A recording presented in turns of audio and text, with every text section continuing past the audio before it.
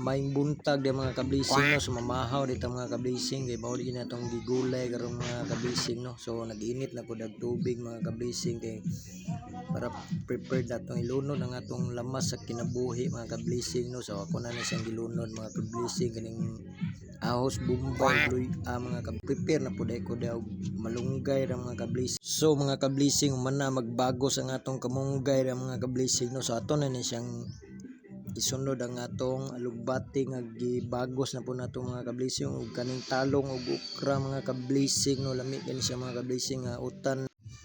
So nag-prepare na pud ko da mga kablising ug kanang lamason sa kinabuhi mga kablising no.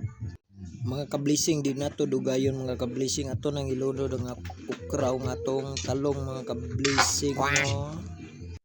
So mga kablising no, ato din siyang giukay diri mga kablising kay atong ilunod po nga atong alugbating gamay mga kablising no. Mao ni siya tawag nga gulay utanon mga kablising. Mga kablising mamahaw dita mga kablising no, lami kayong gulay utanon mga kablising. Mao ni tawag sa Cebuano mga kablising, gulay utanon. Yan mga kablising o lami kay mga kablising kay fresh kay ang gulay mga kablising. So mga kablising diri lang ta kutob mga kablising ug daghang salamat ug paki-follow, like and share mga kablising.